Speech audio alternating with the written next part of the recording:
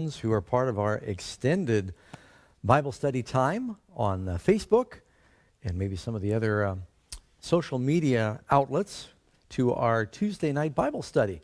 Now we're going through the book of Genesis, and tonight brings us to chapter 15 of Genesis. And this is a story, we just had our prayer before we began, so you can pray in your homes if you're watching. And we're going to launch into verse 1. Now, God willing, I'm hoping to get through Genesis 15 and 16.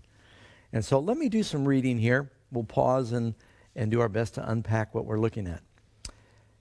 Verse 1, Genesis 15. After these things, the word of the Lord came to Abram in vision, saying, "Do not be afraid, Abram. I am your shield and your exceedingly great reward." Now, why did God have to tell Abraham, his name is Abram at this point, not to be afraid? I'm your shield. What had happened in the previous chapter? Do you remember? That 5 Assyrian kings developed a confederacy. They came down and they kidnapped Lot. They destroyed Sodom and Gomorrah and 4 of the cities of the plain. Carried off Lot and his family. Abraham, in a confederacy with Mamre and I can't remember the other one. The 3 of the big tribes there, and Abraham, they put all their tribes together. They went and they pursued and attacked these kings from Damascus, terribly defeated them, rescued Lot. Now Abraham's thinking, that was a divine victory. Just a few. Abraham had 300 men in his personal army. A few compared to the thousands that were coming from the north. He thought, they may get back together again and come after me. So he's wondering now if they could expect years of war. And God is saying, don't be afraid. I am your shield. I will protect you during this time.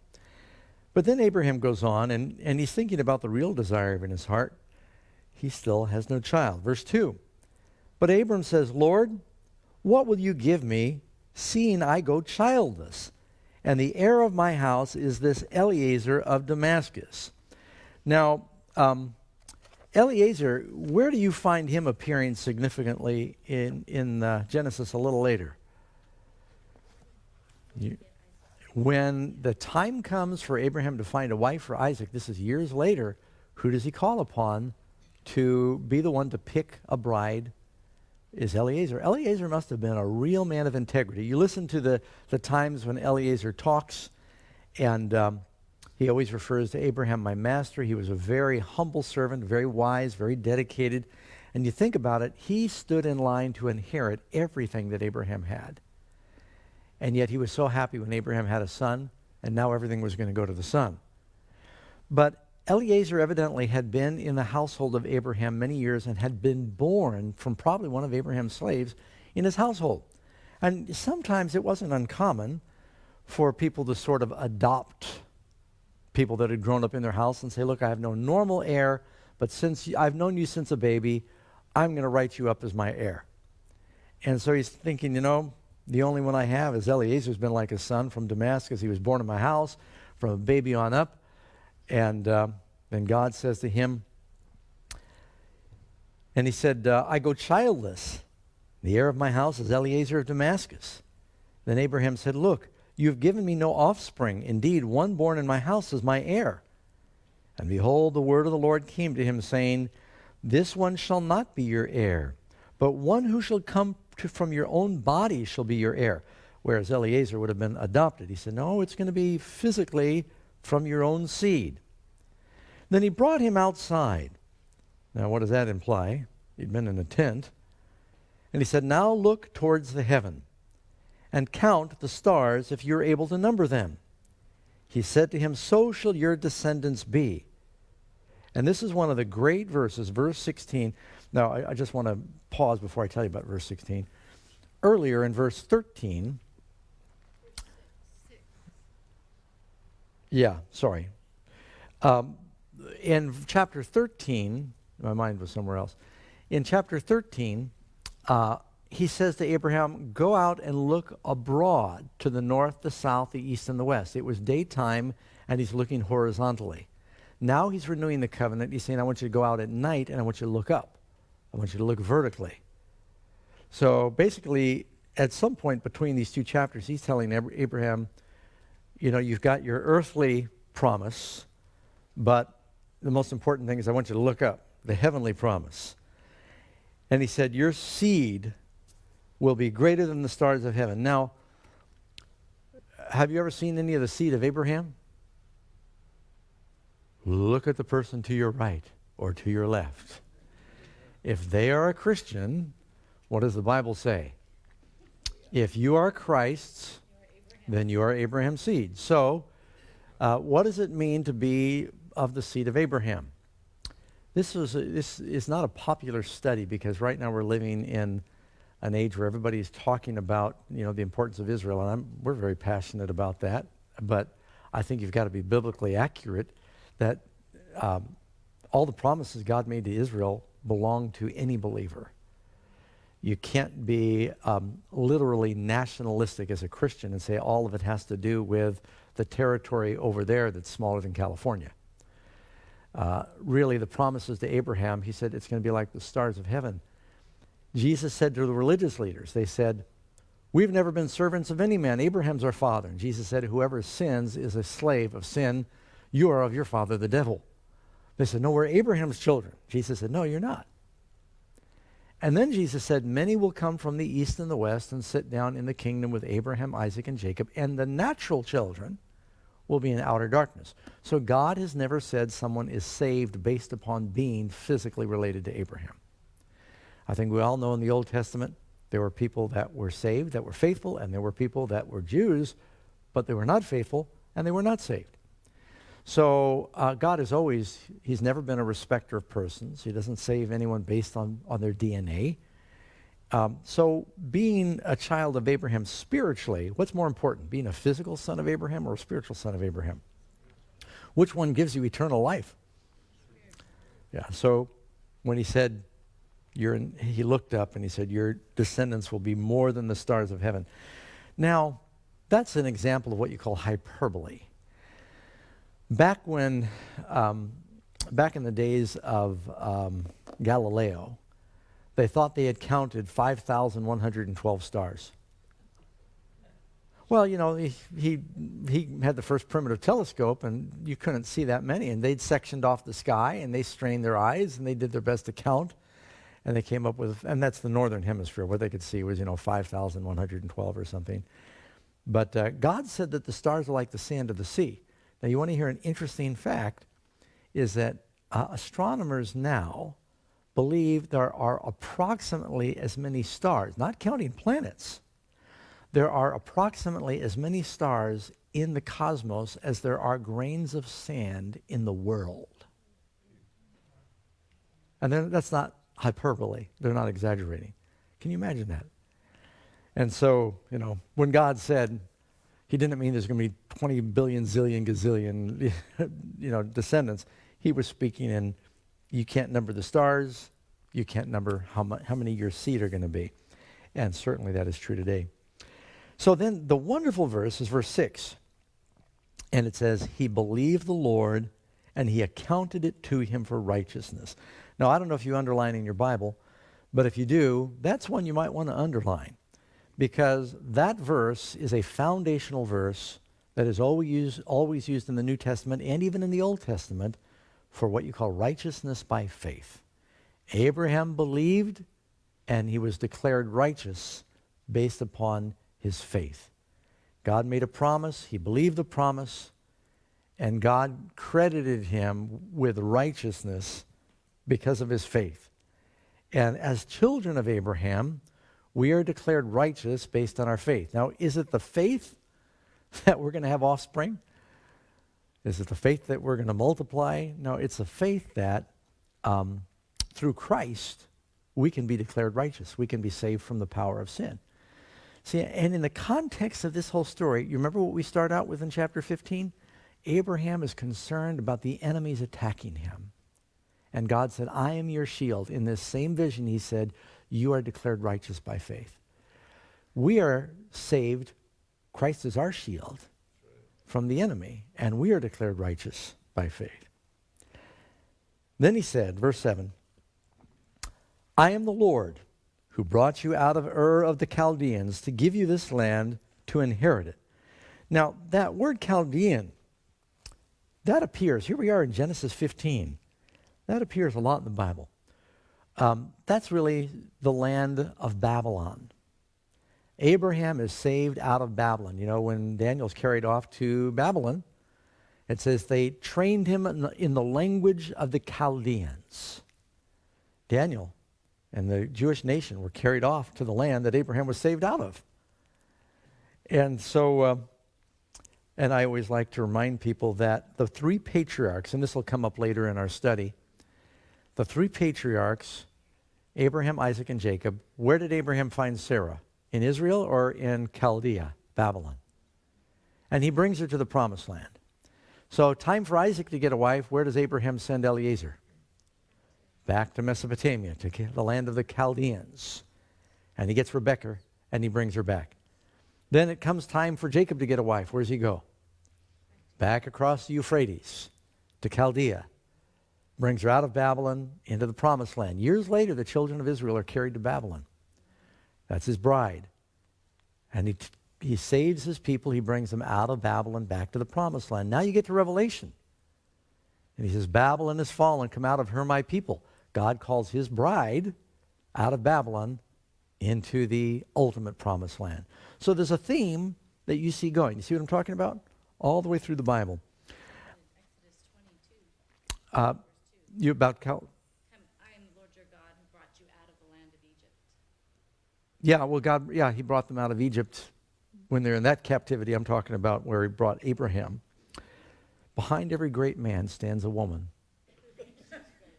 telling him that he's wrong. Okay. That's just a question. Yeah, Terry. Was everybody keeping the Sabbath? All right, question is, I like to repeat for our friends watching, at this point, was everyone keeping the Sabbath? I believe that God's people were. Now, the reason is that Genesis 25, where it says, Abraham kept my commandments, my statutes, and my laws. Forget the verse. And so God, and this is before the Ten Commandments, God says Abraham was keeping the laws of God. So we're assuming that would encompass the Sabbath because it goes all the way back to creation. All right, going on here. So this is very important. I am the Lord who brought you out of Ur of the Chaldeans to give you this land to inherit it. And he said, Lord, how shall I know that I will inherit it? So he said to him, bring me a 3-year-old heifer. Now God asks him to do something that may seem odd to us. Bring me a 3-year-old heifer, a 3-year-old female goat, a 3-year-old ram. Now these domestic animals are all in their prime. So he brings out a cow, a goat, a female, a male goat, and he said a turtle dove and a young pigeon. This really was covering the spectrum of offerings. The very poor would bring doves. You remember when Mary and Joseph came, they were very poor. When they came to make an offering for Jesus when he was born and he was named and circumcised, they brought turtle doves, and that's all the poor could bring. Middle class would bring a sheep. The wealthy would bring an oxen or a cow. And you couldn't offer anything bigger. Can't offer a camel. They were unclean. And so this is from the spectrum of offerings that they had back then. And so God is getting ready basically to seal the covenant with a blood sacrifice. And he's basically saying, take one of everything, so there's no doubt. And he said he brought them, he sacrificed them, he cut them in two, down the middle, placed each piece opposite the other, but he did not cut the birds in two. And when the vultures came down on the carcasses, Abraham drove them away. Now, Abraham's done what he said, but usually when you make an offering, it's a burnt offering. But now he's been told to sacrifice these. They're laying on the ground. See, God always kept the temple clean. As soon as something was sacrificed, everything was burned and carried off. Nothing stayed there to decompose. Josephus says there were no flies in the temple. Isn't that interesting? And I'm not sure that was true when Jesus chased the animals out, but during the sacrificial period. When the vultures came down on the carcass, Abraham drove them away. So you ever have the vultures come down on your faith? Now when the sun was going down, a deep sleep fell upon Abram, and behold, horror and great darkness. He's having a vision, but it's a frightening vision, fell upon him. And he, God, said to Abram, know certainly that your descendants will be strangers in a land that is not theirs, and will serve them, and they will afflict them 400 years. Now let's pause here. Here God is giving a prophecy to Abraham that we've watched be fulfilled in the Exodus, that the children of Israel would be carried down into Egypt, and it says they'd be there 400 years.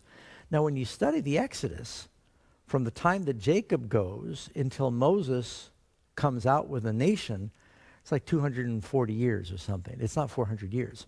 So the 400 years really begins counting from when Ishmael begins to persecute Isaac.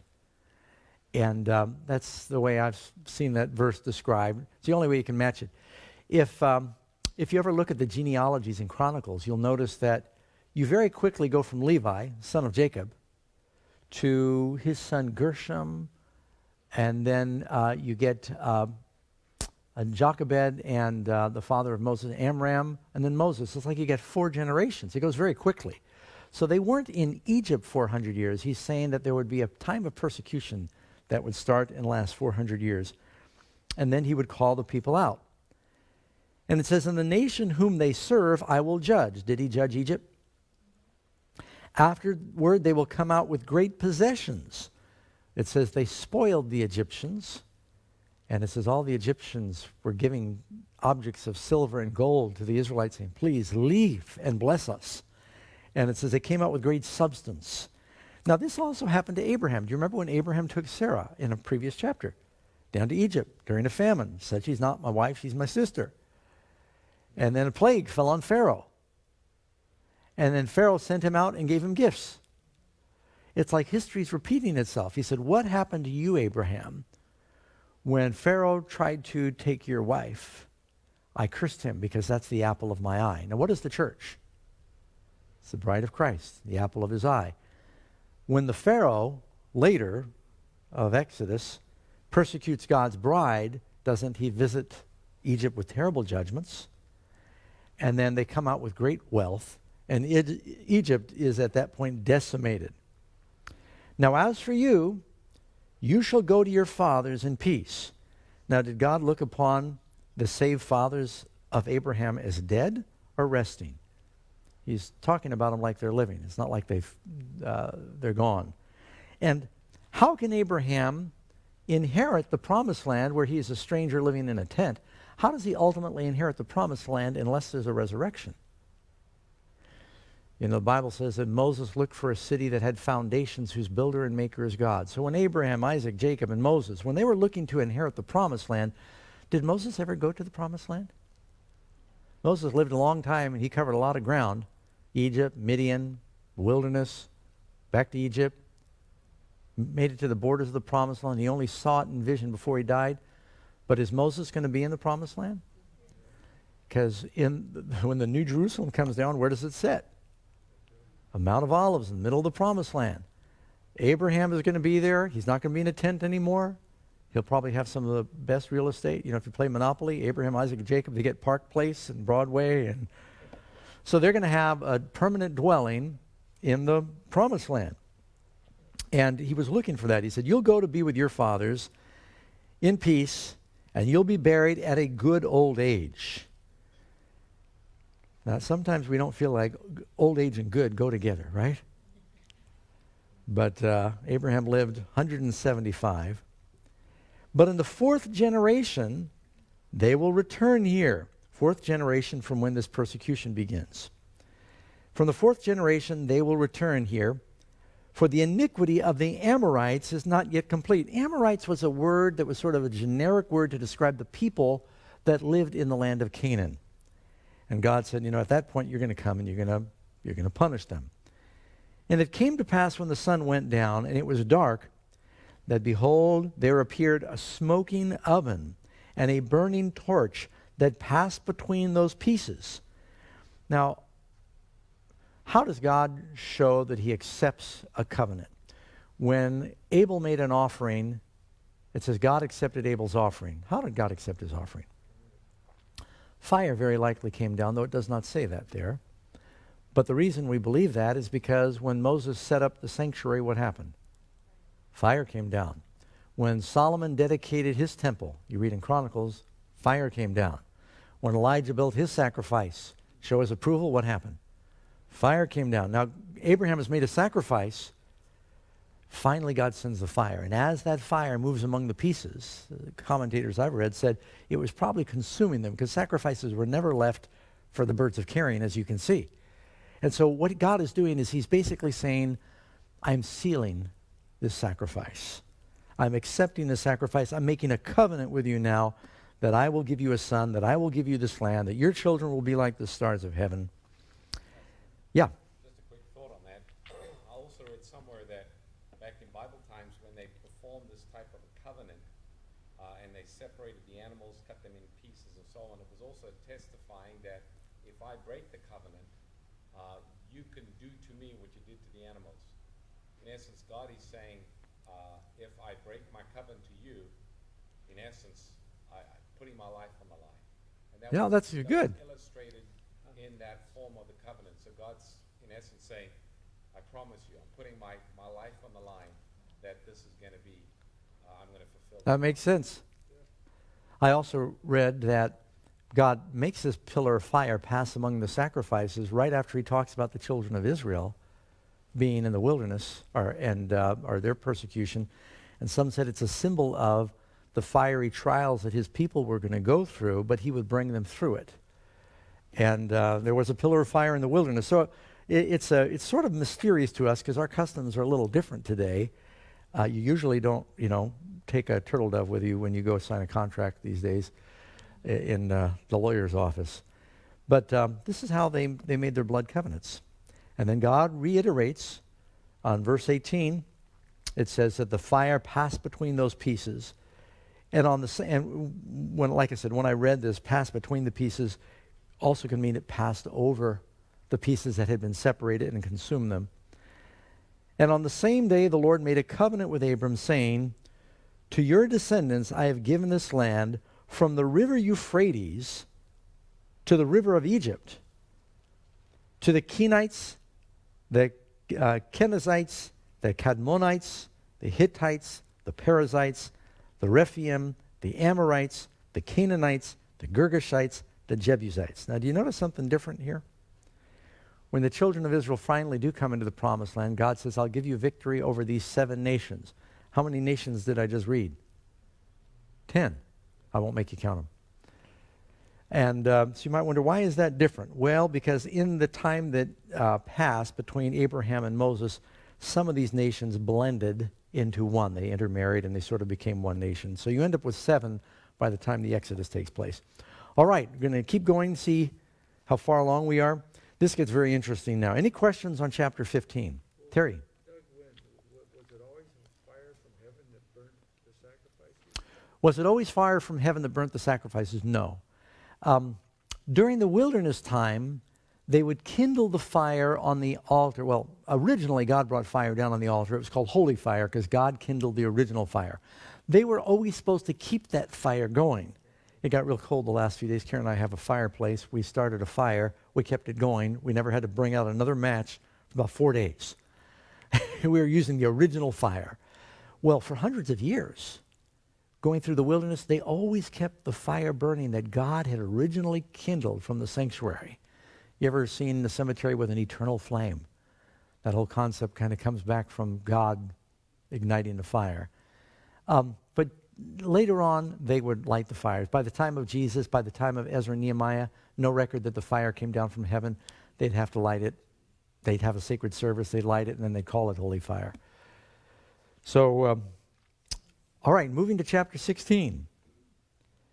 Now Sarai, Abram's wife, had borne him no children. And she had an Egyptian maidservant whose name was Hagar. Now Hagar is a very Jewish word, and it's believed that she was renamed by Abraham and his family. She probably had, one of those Egyptian names. You ever try to pronounce Joseph's Egyptian name? Zaphpath Paneah, whatever it is. It's kind of hard. So they gave her a Hebrew name, and the interesting thing is the Hebrew name word Hagar means stranger or sojourner. They said, well, you've been sojourning with us. Probably when Pharaoh evicted Abraham and Sarah from Egypt because he lied about their relationship. He also gave Abraham gifts, and it says he gave him maidservants and manservants. A lot of people believe this is when Hagar was gifted to Sarah. It says she had an Egyptian. She's still young. She's not married. Your servants could marry each other and have children. So they probably picked her. She was probably bright and attractive and had some promise, because Sarah's thinking she's going to be a surrogate mother for me. You want good stock. And so Sarah was feeling, she saw Abraham was moping around because he had no children. And he's thinking, I guess Eliezer's going to be my heir. What am I going to do now? And several years had gone by from the time God made this promise, and Abraham's faith is being tested. Patience. You've heard the expression, good things come to those that wait. My father used to say, good things come to those that hustle. But I think Benjamin Franklin said, good things come to those that wait. And Abraham, evidently his faith was being tested, and he started losing patience. And where did I read that? Oh, that's in my other notes here, yeah. Patience is a virtue, possess it if you can, found seldom in a woman, never in a man. And evidently they both lost patience. And Sarah thought, well, we'll just take things into our own hands. We're going to help God along. You ever try and help God? How did that end up? Yeah, when you ever seen your kids give each other a haircut? It kind of looks like they got mange. Sometimes we try to use the devil's tools to do God's work. And I remember the Bible tells a story about King Asa was being attacked. And God had given him victory before, but instead of turning to God the second time, he hired mercenaries from Assyria. And God said, why didn't you turn to me? You're trying to use the devil's tools to do my work. Now, I'm paraphrasing. It's not what God said. So now, there's no record in the Bible of any polygamy where there wasn't contention. Isn't that interesting? I actually have had phone calls, Pastor Ross and I on the radio program, where men call. I've never heard a woman call, but men have called, and they try to actually argue that the Bible supports multiple wives.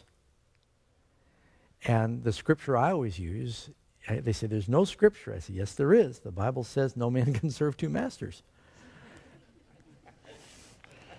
But though I think there is scripture other than that. But every example of polygamy in the Bible ended badly. You look at the wives of Solomon, it didn't go well. The wives of David, it didn't go well. You look at Jacob and how they all fought. Look at Elkanah with Peninnah and Hannah, one tormenting the other. It just was not God's plan. He made it clear at the beginning what the plan was, and it was Adam and Eve. It isn't until, I think, Lamech, one of the descendants of Cain, comes along, and it says he had wives, and it names his two wives. Up until that point, it was all monogamy. Someone asked the boy, they said, what is marriage? Some kid in Sunday school, he said, it's holy monotony. He meant to say matrimony, but he got mixed up. So, she had a maid named Hagar. So Sarai said to Abram, you notice it's not Sarah and Abraham yet. Sarai said to Abram, see now, the Lord has restrained me from bearing children. Now, what Sarah does is later repeated by both Leah and Rachel.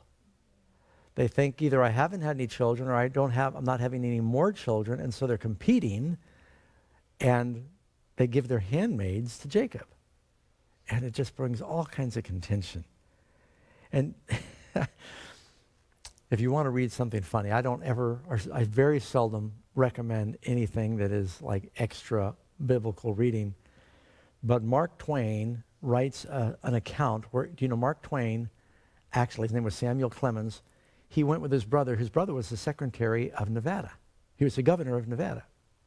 And Mark Twain, I take it back. He was the secretary of Nevada, and Mark Twain went with him to Nevada, and he on his way across, he stopped in Utah, and he spent a day or two with Brigham Young. And he talks about the chaos in Brigham Young's house with all the wives. It is a very funny piece. He talks about the contention and the chaos. Mark Twain is funny when it isn't funny, but it was really funny. Anyway, so this is never God's plan, and it never ends well. The Lord has restrained me from bearing children. Please go into my maid. Perchance I might obtain children by her. And Abraham heeded the voice of Sarai. Then Sarai, Abram's wife, took Hagar, her maid, the Egyptian, and gave her to her husband. Now, the reason it says it like that is when you live in a big encampment and you're a big nomadic sheik and you've got hundreds of servants, maybe even thousands in his household. He had 300 that fought. So he's maybe got a couple thousand people in his household. Nothing's a secret.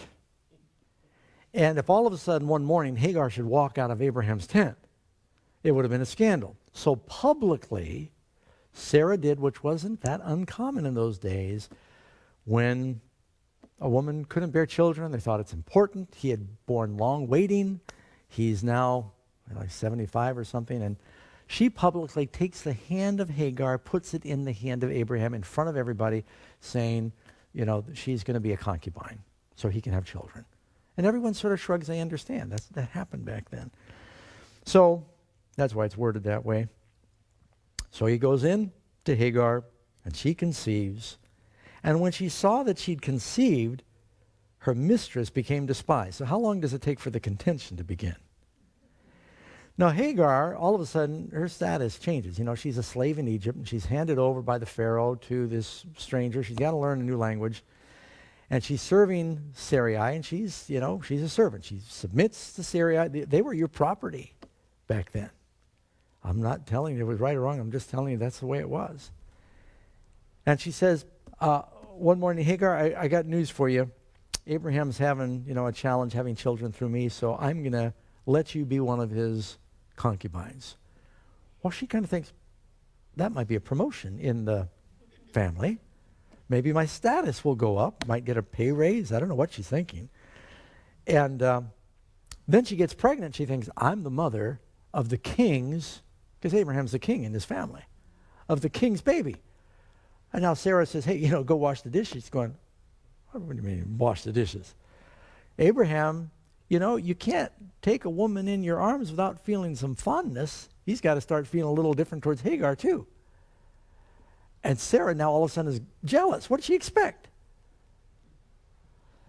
And so the relationship right away goes south.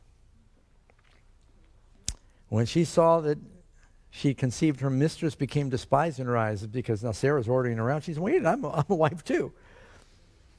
And Sarai said to Abraham, my wrong be upon you. Now, does that sound like a lot of our homes? My wrong be upon you. Whose idea was this? Let's read back a few verses. I gave my maid into your embrace, and when she saw that she had conceived, I became despised in her eyes. The Lord judged between you and me. It's your fault. You're the man. You should have stopped me. Maybe that's what she's saying. She was right. And Abraham said to Sarai, indeed, your maid is in your hand. She says, I never said she wasn't your servant anymore. Do as you please. And when Sarai dealt harshly with her, I don't know if that just meant that she was yelling at her. I don't know if she took up a rope and beat her. I don't know what that means, but she started to chastise her in some way for her insolence. Hagar stopped submitting. Now, she was a servant. She never stopped being a servant, but she stopped submitting to Sarah. Maybe she was being a little bold and proud herself. And it says, when she dealt harshly with her, Hagar fled from her presence. Now, evidently, she goes out into the wilderness. And the angel of the Lord found her by a spring of water in the wilderness, and by a spring on the way to Shur. And he said, Hagar. Now, who is this angel of the Lord that finds Hagar? You've got to feel it's probably the Lord, Jesus. In other places where it says the angel of the Lord, it's often what you would call a Christophany. In the Old Testament, when Christ appeared before the incarnation, he's sometimes identified as the angel of the Lord. Moses said, or God said to Moses, Lord your God will raise up a prophet unto you like me, him you will hear. There is this prophet like Moses, and that was another prophecy about Jesus. But let me give you some examples in the Bible. When Jacob wrestled with the angel, later Jacob says, my eyes have seen the Lord. And this angel is the one who pronounces the blessing on Jacob. When the angel of the Lord appears to Manoah, and he makes an offering, they say, what is your name? He said, why do you inquire after my name? It is wonderful. What's one of the names for Jesus? Isaiah, his name shall be called Wonderful, Counselor, the Mighty God.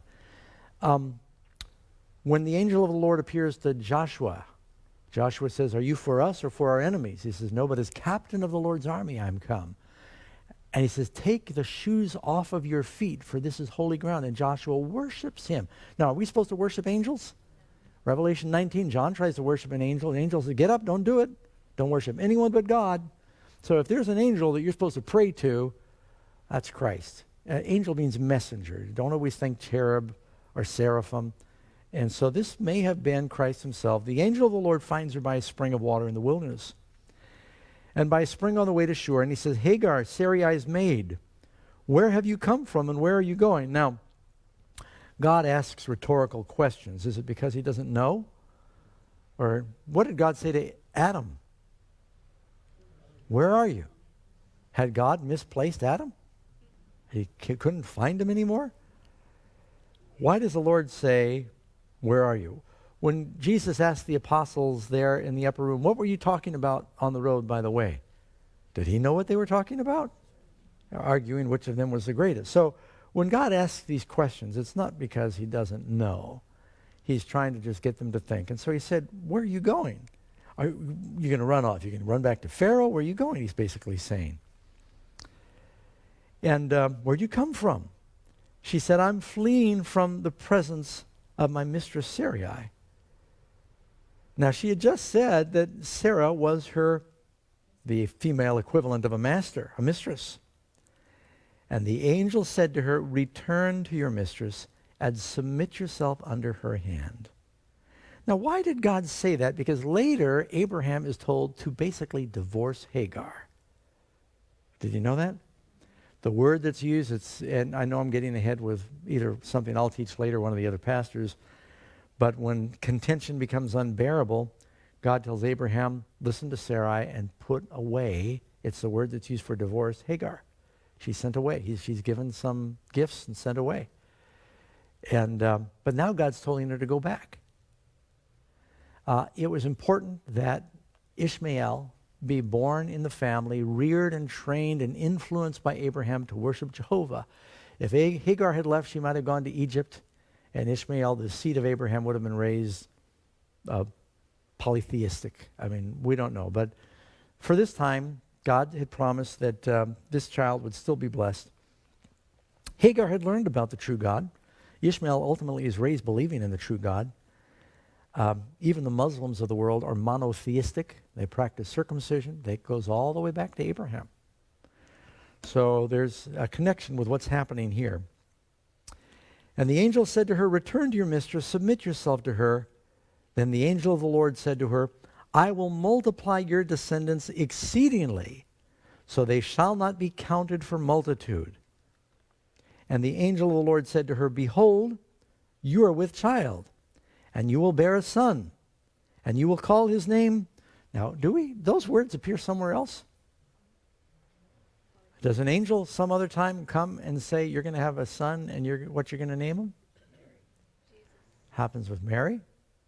Does the angel tell Zechariah what to name John the Baptist?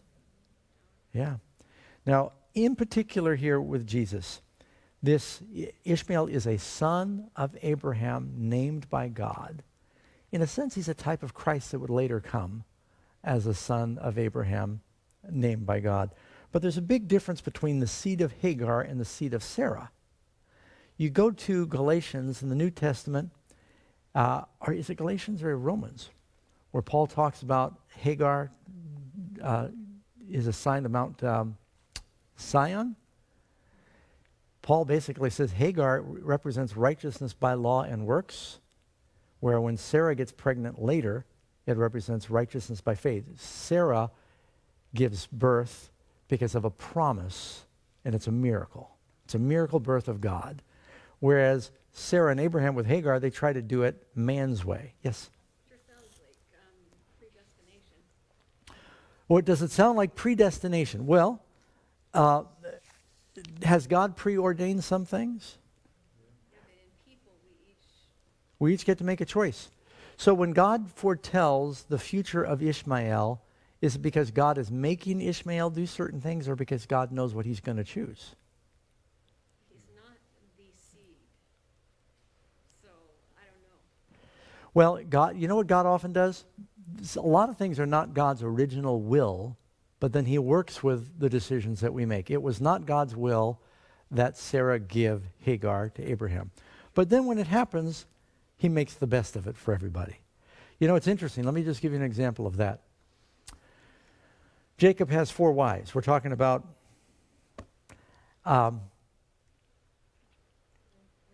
who is the first wife that Jacob sleeps with? Leah. Who is the one that Jesus comes through? Leah. Who is the one that is buried with Jacob in the cave of Machpelah? Leah, none of the other 3.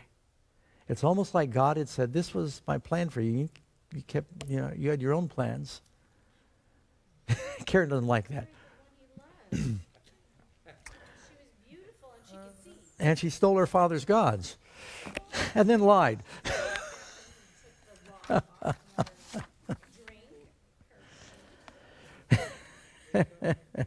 Yeah. Is there some time in our history when we, because now if I listen to what I'm hearing tonight, then you can have all the wives you want, it sounds like. All right, so Terry's asking, can he have all the wives he wants? No. No. But I mean, it wasn't. It's moving No. now. Well, all right, let's talk about that for just a second. Is it Acts 17:32? The times of this ignorance God winked at. There's a lot of things that happened before that God did not approve of. Does God make laws? No, you found the verse about Hagar in Galatians 4, yeah. That talks about Hagar and Sarai represent 2 kind of pictures of salvation, one by works and one by faith. But back to the question on God winking at ignorance. Was it ever God's plan for people to have slaves? Was it ever God's plan for there to be divorce? Jesus said to the apostles, why did Moses give us a law on divorce if it's not God's plan? He said, because of the hardness of your hearts, God allowed it. Was it ever God's plan for us to eat meat? God said, because of the hardness of your arteries, I am allowing it. But it was never his original plan. So he made laws. He said, if you're going to eat it, here's the law. He said, if you're going to make slaves out of each other, you must protect the slaves. So there are laws about that. He said, if you're going to have more than one wife, God made laws about being fair to both wives. It doesn't mean he approved of it. He often made laws to accommodate bad things that they were doing, and so that there would be some fairness there. Yeah, It was never God's will that Israel have a king. that's right. When they chose a king, he gave certain guidelines as to what the king was to do. That's exactly right. Yeah. Matter of fact, even before they chose a king, Moses said, when you get into your land, if you pick a king. And so God foretold they would do it, but he said, I wanted to be your king. You're the ones who said you didn't want me to be your king anymore. So there's a lot of things where God winks at our ignorance. He's patient. How many of you are glad God's patient and he works things out for good when you make bad mistakes? Yeah, we wouldn't have a chance. That's right. It wasn't that way. All right, well, I got to keep moving here, or we're not going to get Ishmael born. So, he says, behold, you're with child. I'm in Genesis chapter 16, verse 11. Behold, you're with child, and you'll bear a son, and you'll call his name Ishmael. Now, Ishmael's name is not that different from Samuel. It means God hears. She's out there by herself. She's praying. God heard her prayer because the Lord has heard. See, the name Ishmael is connected with the word heard. The Lord has heard your affliction. He will be, now here's a prophecy about him. He will be a wild man. Now, God is not saying he's going to make him wild. He says, I'm going to tell you how he's going to end up. He'll be a wild man. Now this, for one thing, means a man in the wilderness. Well, later says he became an archer. He's a hunter. He was sent away from Abraham, and he ended up going up into what they called the Arabah. Now, do you know the word Arabia? The Arabah was the wilderness, but it wasn't all desert back then, because Job lived in the Arabah, and he had a lot of cattle and sheep, and it was more pasture lands back then, a wilderness. And but you've heard of desertification. The desert's kind of spreading. It's always fascinating to me that if you go to northern Africa, in the Sahara, there are places in the Sahara where there's petroglyphs, rock paintings that some of the men made, and they got hippos and crocodiles and elephants, and they show all these reed animals and water. It's out in the middle of the desert right now, but there used to be water there. Well, the promised land used to be more promised than it is now, and it was more promising.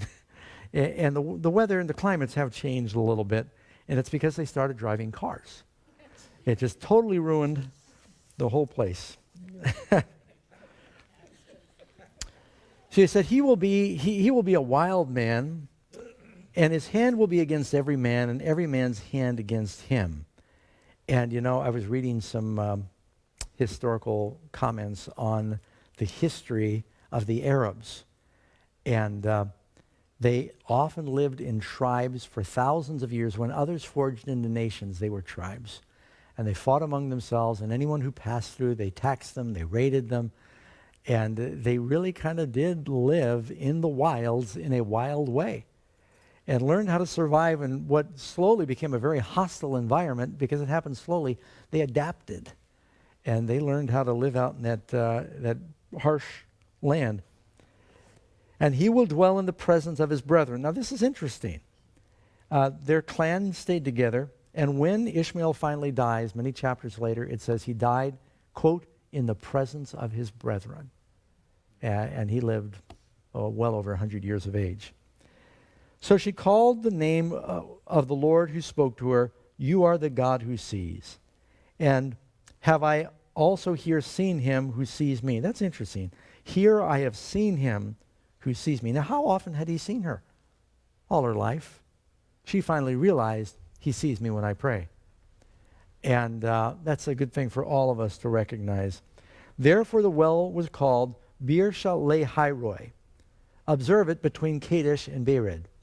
So Hagar bore Abram a son, and Abram named his son, whom Hagar bore, Ishmael. Now where do you think Abraham got the name? Don't you think Hagar came home and told him, an angel appeared to me and said, this is what you're to name the boy? So this name came from God.